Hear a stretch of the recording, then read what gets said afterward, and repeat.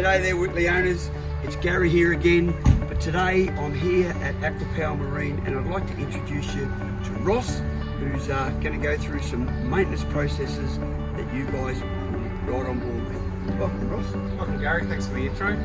Welcome, guys. Ross here. I'm the service manager here at Aquapower Marine, and I'm going to show Gary and you guys how to remove your propellers. So if you're out on the water with the owners club, or out on your own, and you may have potentially run over some fishing line, or something's caught up in your propeller, you should not be worried about removing this in the water or back on the trailer to remove any debris there and get back on the water as quickly as possible. It's a very easy task, and we're going to show everybody how to do it today. Some basic tools that you're going to need. These are all hand tools, something that can always be carried on a boat. Something you're going to pick up today, hey Gary? Definitely will be picking up one of those, and they're not that expensive either, Ross. No, they're not. At the moment, they're well below $20. There's change from $20 for one of these. This is a special Volvo Penta tool, part number 23161623, and this removes the nut if you've got a DPS drive, twin prop drive, duo prop. This removes the one that's hard to get to because the shaft's in the way. A few other bits and pieces you'll need a 30mm socket. This is a 1/2 inch 30mm socket. We've also got a ratchet and a breaker bar, both in 1/2 inch. And there is one more piece you'll need, which is a block of wood just to hold the props from spinning. Also, the propeller shaft grease. You always want to make sure those shafts are well greased when you're removing and putting back any props. Well folks, here we are at the back of our boat, and Ross is going to kindly show us how to remove these props and inspect for anything that's maybe causing some damage. So Gary's got a DPS drive on the back of his vessel. It's got FH4 propellers on there. I'm going to show you how to remove these propellers. So if these spin, the easiest way to stop that is to just chuck a piece of timber up on the exhaust.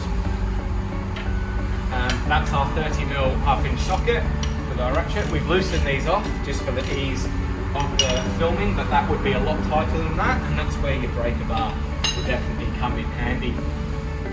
So I'll pass you these props if that's all right, Gary. Yep. So that's the first one. I've just got a bucket here for the hardware. And now this is where your special tool comes in. Now we ran through the part number of that, but that's a Volvo Penta special tool that threads over that shaft and down onto that nut. And then put your ratchet again, just to get that started.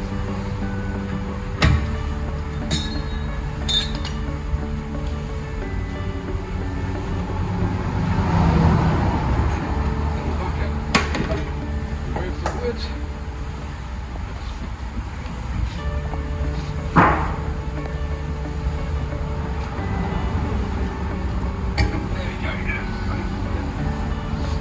As simple as that. Now we can check for fishing line, rope, whatever else could have been wrapped around the props, clean all of that away, and then we'll go back on to reassembling. Now we're going to reassemble this drive and put the props back on. So we're just going to clean all of the grease off of the shafts, and I've got a bucket down here that I'm going to chuck greasy rags straight into. I'm going to get as much of that old grease off there as possible. Obviously Gary gets his boat serviced every year and it's nice and clean, and the props come off very easily. If it doesn't get serviced every year and new grease applied, the props can get stuck on there very quickly. So props do need to come off every year, whether you get the boat serviced or it's an owner-operator kind of situation. So plenty of grease on the shafts. You can't really use too much. All needs to be well greased up. And Ross, that is a special prop shaft grease, correct? Yeah, this is genuine Volvo Penta propeller shaft grease. We sell it here, and you can buy it off our online shop, or come in and when you, at the same time you get your special tool, you can get your tub of grease as well. Start with this prop.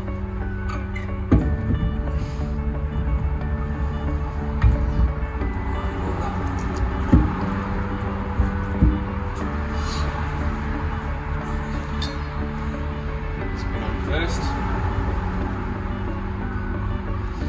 Obviously these do have nylon in here. They do last a very long time, but if they do come off a bit too easier, it is worth replacing them as and when you need to.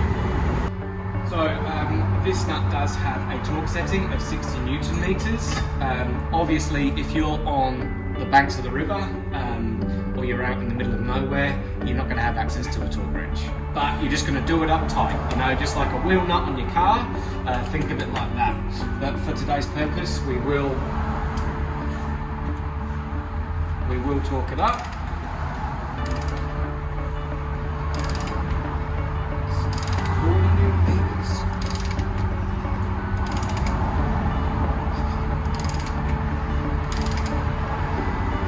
And if we were in a situation, Ross, where we were checking props out on the riverbank,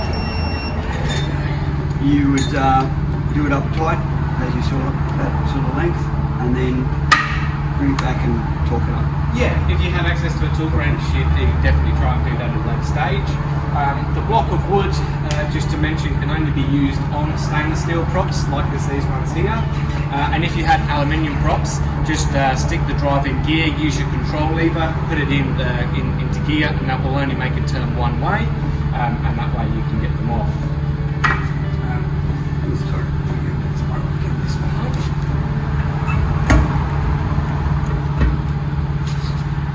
These, you'll find with these nuts too, they can only go on one way. They've got nylon on one side and they're just a standard thread on the other, and you will not be able to thread it on the nylon.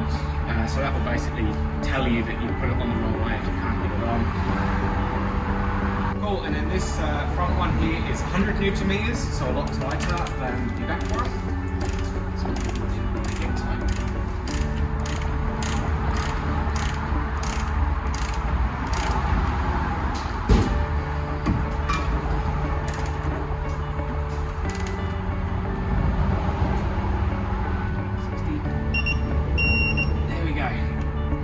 Beautiful, Gary. 100 Newton meters. 100 Newton meters. All done. For the inner. Very good.